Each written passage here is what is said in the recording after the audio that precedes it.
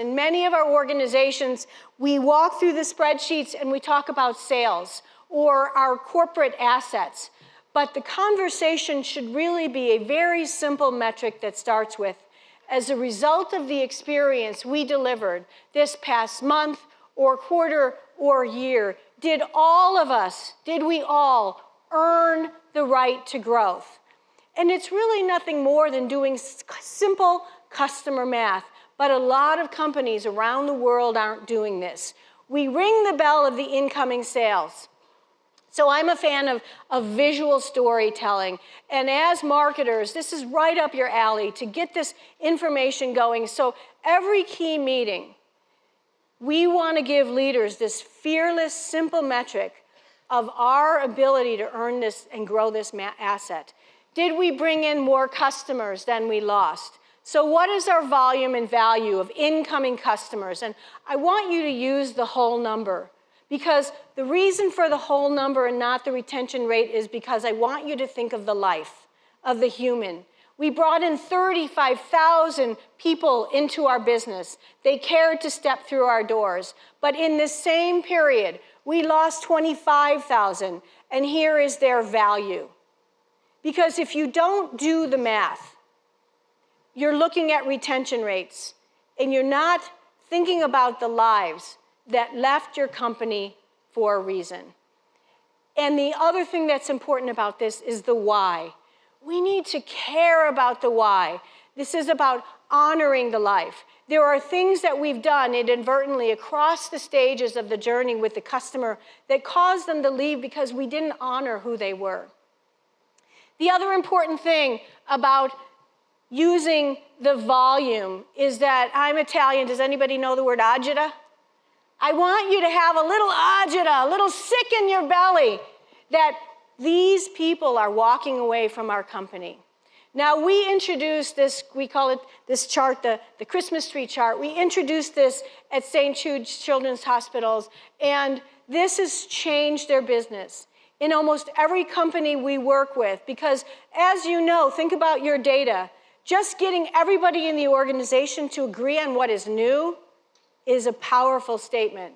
And then get everybody to agree with what is gone or lost or lapsed, and why is important as well. And what happens when you can tell every part of the organization fearlessly, as a result of the experience we delivered, here's how we did or did not earn the right to grow.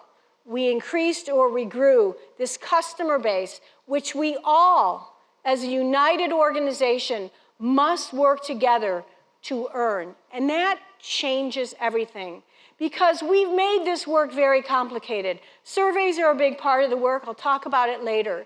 But let's start with what customers actually did, voting with their feet on if we earned this. Now, when we introduced this to AAA many years ago, and we've done this with many other organizations, we did something like this because people, again, are very visual learners.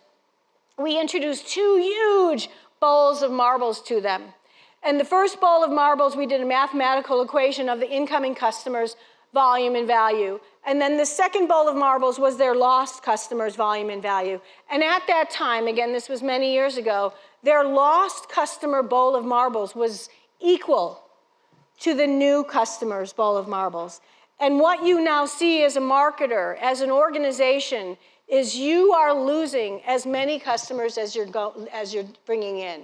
And your growth rate is not what you think it is. If you're only looking at acquisition as your success metric, we're not connecting the dots to what all of us must do as an organization to create that experience, that wanting to want to stay around.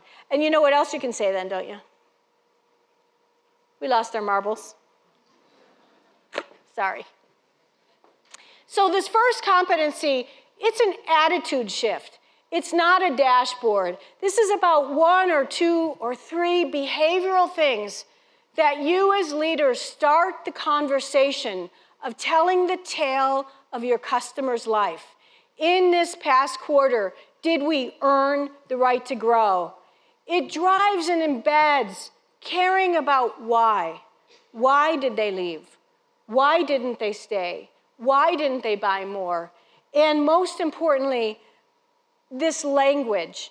Everything that I teach in these competencies is, yes, about some operational actions. You'll see there's data configuration, but it's also about creating the cadence of how leaders communicate and how leaders communicate in a consistent way. In the beloved companies, they are talking about this. They are angsting about this. And your role is to create that language, to unite the data, to create the conversation so people care about the why.